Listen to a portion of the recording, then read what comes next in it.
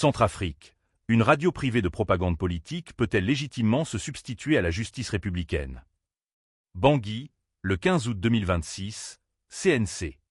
Dans les grandes démocraties à travers le monde, la radio publique ou privée joue un rôle essentiel et primordial car elle permet d'informer les citoyens, de favoriser le débat public ainsi que d'opposer des opinions contradictoires afin d'extirper la formule idoine pour contribuer efficacement au développement socio-économique du pays. C'est dans cette optique qu'une nouvelle station radiophonique a été créée en bas des collines de Boïrab et animée par un sbire du pouvoir à la fois ministre conseiller spécial du président de la République. En dehors de la propagande politique en faveur du pouvoir de Bangui et du relais de l'influence des paramilitaires russes de Wagner, cette radio a institué une émission qui se transforme en tribunal médiatique et qui s'arroge le pouvoir de juger les contentieux relevant de domaines divers et variés. L'unique animateur de cette radio, qui est un polytechnicien formé en Europe de l'ES improvise expert dans tout domaine.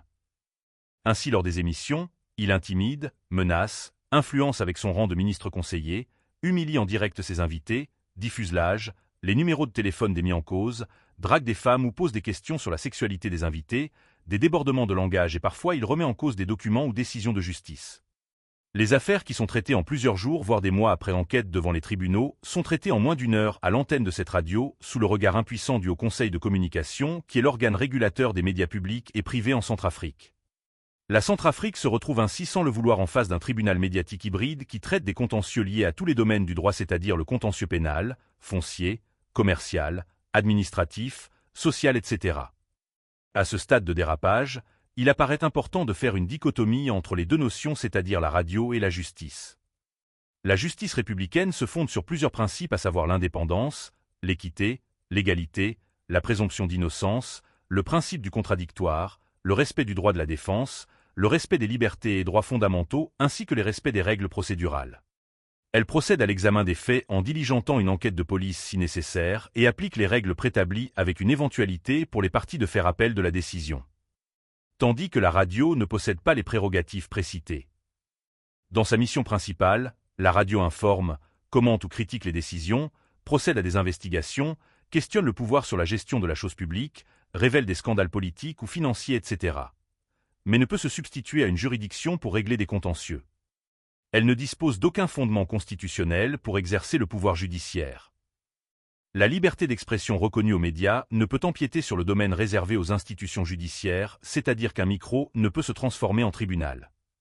Effrayé par le caractère horrifique de la problématique, le citoyen lambda s'interroge.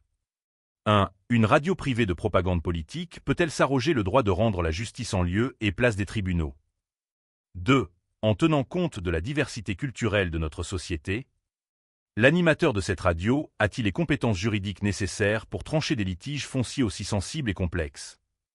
3. En d'autres termes, cette radio de propagande politique serait-elle élevée au rang des juridictions?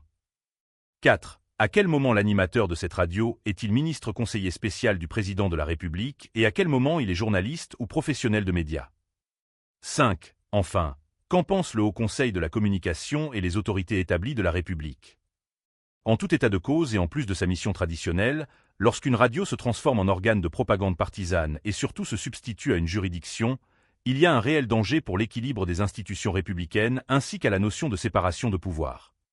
En conséquence de ce qui précède. Il y a seule solution possible et adaptée à ce scandale est la fermeture sans condition de cette station radio. Au-delà de ce dérapage relevé précédemment, l'on remarque que la 7e République imposée au forceps est habitée par l'esprit de mort car il ne se passe pas un jour pour compter des morts liées à des catastrophes diverses et variées. Cela est la conséquence directe de l'incapacité du pouvoir de Bangui de relever les défis qui s'imposent et de répondre aux aspirations du peuple. Ce peuple meurtri n'attend que la démission du président de la République pour incompétence en vue d'écrire une nouvelle page de l'histoire avec de nouveaux acteurs compétents dans le cadre d'une refondation de la nouvelle République bâtie sur une large consultation citoyenne avec des projets de société émergents à l'instar des recommandations du Forum de Bangui de 2015. C'est bien évidemment ce qu'a proposé le Rassemblement unitaire dans le cadre des consultations citoyennes sans exclusive pour une renaissance centrafricaine que je vous invite au passage à y adhérer massivement dans les jours à venir.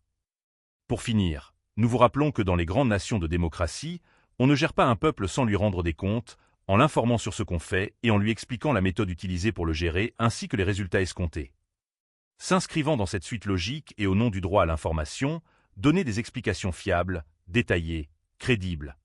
convaincante et exempte de mensonges au peuple non seulement sur le sens de la célébration de la fête de l'indépendance dans la dépendance des mercenaires du groupe paramilitaire de Wagner, qui confisque la destinée de tout un peuple, mais aussi de s'expliquer sur l'incompréhensible problématique de refus de délivrance de passeport au président de l'URCA. Député de la nation et paradoxalement déclaré apatride comme si la maîtrise de la notion d'apatridie vous échappait. Au-delà de tout, ce peuple tétanisé et anesthésié se réveillera de son profond sommeil onirique pour organiser la résistance sur la base des articles 28 et 29 de la Constitution du 30 mars 2016. Cependant, les paisibles habitants de Limassa, soutenus dans sa lutte par ses concitoyens de Mala et par extension à l'échelle nationale, sonnent le glas en déclenchant le processus graduel de fin de règne et vous rappellent qu'il y a une belle vie après le pouvoir à l'image du président du Bénin Patrice Talon. Monsieur le Président, l'époque ou alors l'âge pour escalader les clôtures des chancelleries et ambassades est révolue.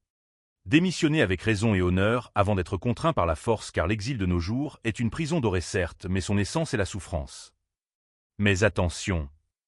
Ne le dites à personne. Si on vous demande même avec menace ou intimidation, ne dites surtout pas que c'est moi depuis le royaume de Limassa. Limassa le 15 août 2026. Bernard Salembi Daudou. Juriste, environmentalist. Rejoignez notre communauté. Chaîne officielle du CNC. Invitation à suivre la chaîne du CNC. CNC Groupe 3. CNC Groupe 4. CNC Groupe Le Soleil. Note, les 2 premiers groupes sont réservés uniquement aux publications officielles du CNC. Abonnez-vous à notre chaîne YouTube, 31, Corbeau News TV, YouTube. Contactez-nous via WhatsApp, +236, 70, 16, 44, 65. Email, redaction@corbonewscentrafrique.org. Pour Alain Nzilo, anzilo@corbonewscentrafrique.org.